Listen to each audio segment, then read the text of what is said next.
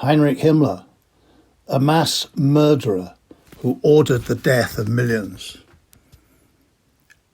In the last days of the Third Reich, atrocities continued even though it was clear that Germany was finished.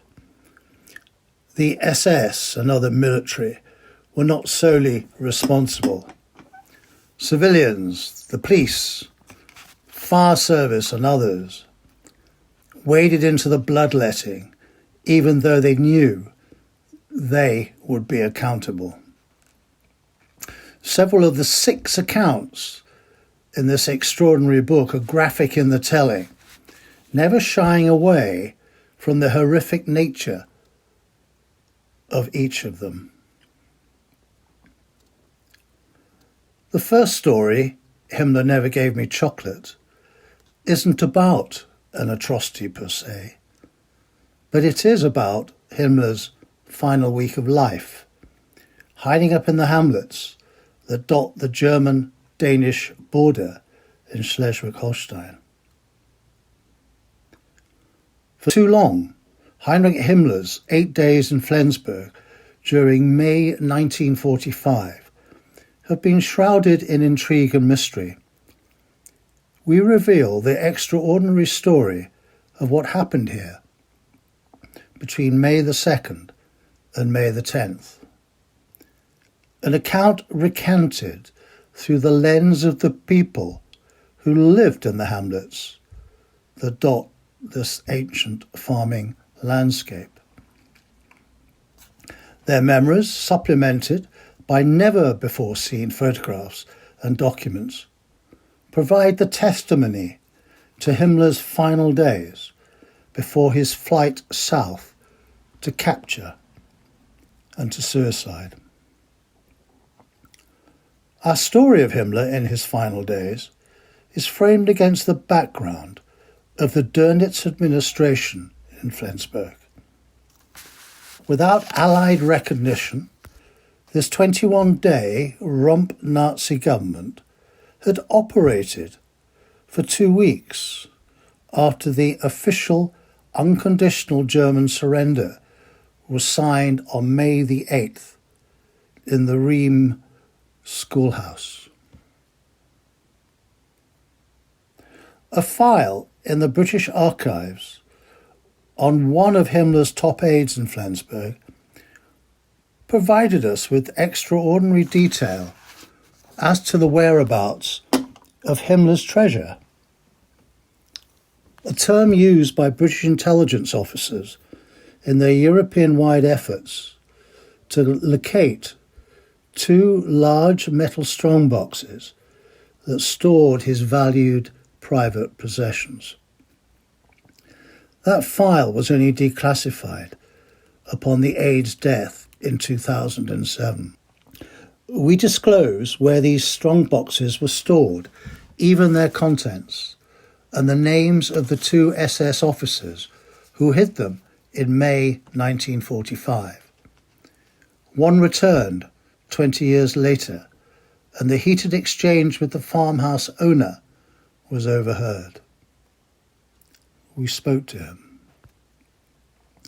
We visited the private property in which Himmler stayed during those 8 days in May, and to view the strip of land where Himmler's briefcase was buried by one of his bodyguards. A villager, a young boy at the time, had never before told his story of talking to Himmler at his mother's farm.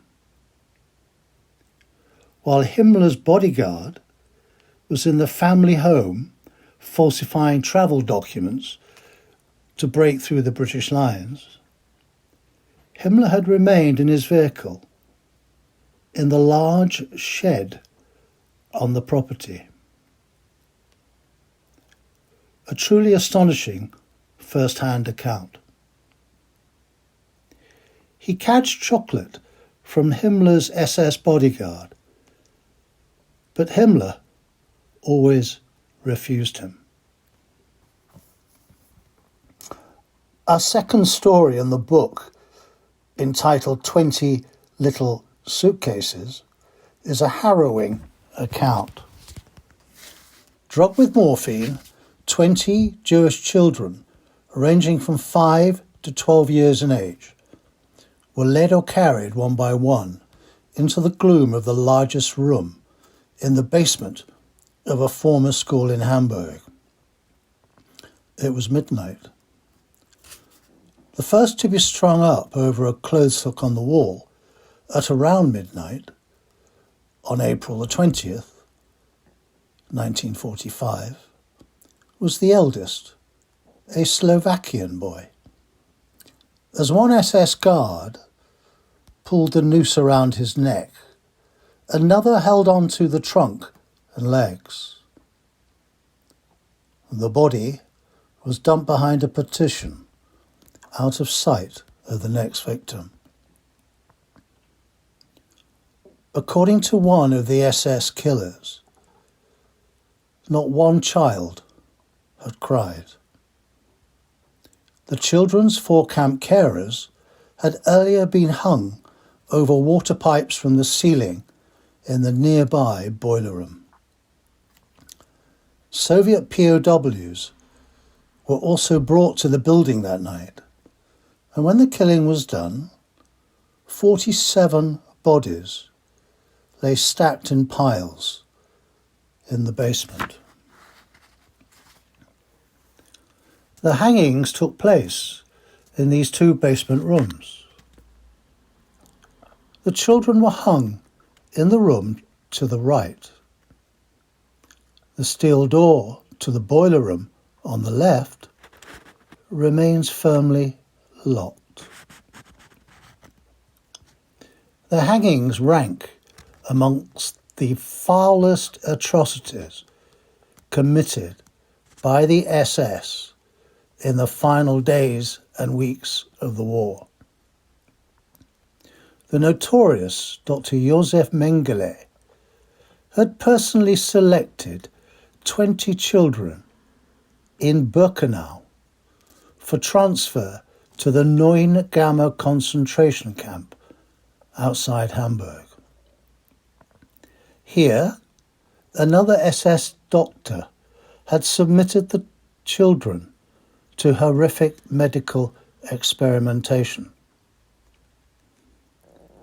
In a hurry to cover up his war crimes, before the British Army arrived at Neuengamme's gates, Max Pauli, the SS commandant at the camp, was tying up loose ends. The children had to die. This SS officer in charge of the hangings, Arnold Strippel, was never brought to justice, as a sclerotic West German bureaucracy stymied every attempt to do so. The relatives of the child victims, many of whom were survivors of the death camps, would never have their day in court to confront him.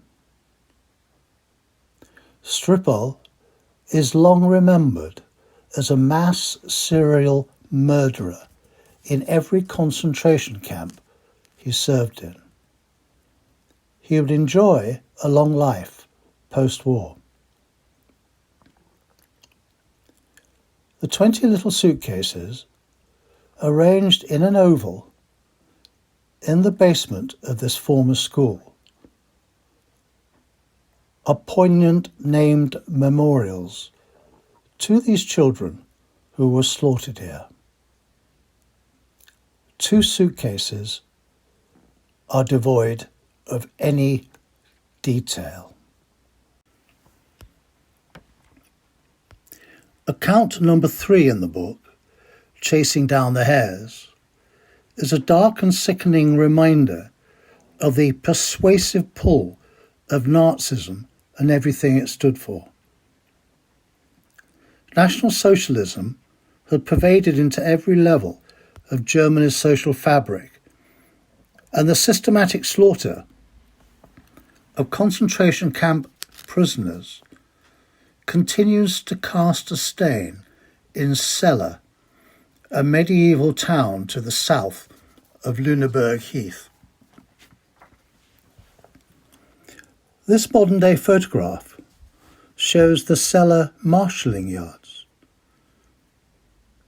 In an RAF bombing raid on April the 8th, 1945, a stationary train was hit.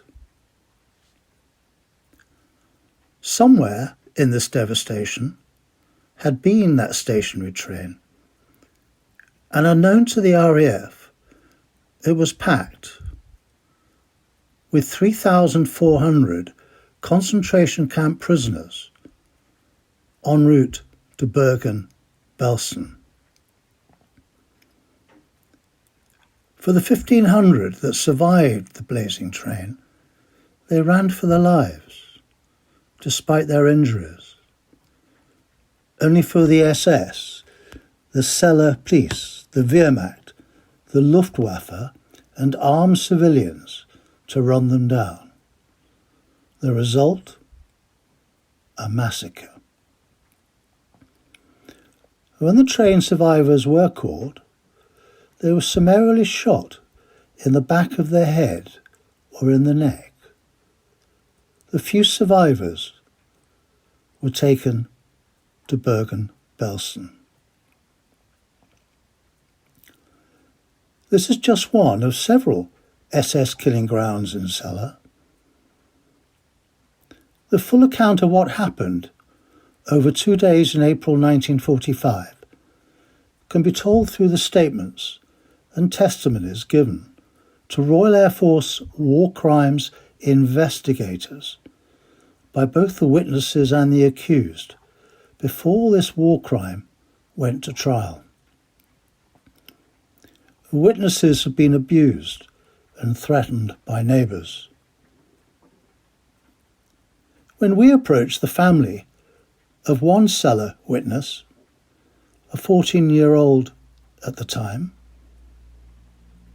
we were informed that he had emigrated to the United States, still refusing to talk about his harrowing experience. What happened in Celle is described as the Celle hair chase, and the RAF estimated that 800 had died in the Celle woods or in the surrounding streets. The Celle police played a significant part in the massacre, and this photograph shows a police killing ground investigated by the RAF War Crimes Team, a clearing in the woods. Using primary sources that were kept secret for decades, we can now reveal how the Celle massacre unfolded, and bodies still remain in the woods.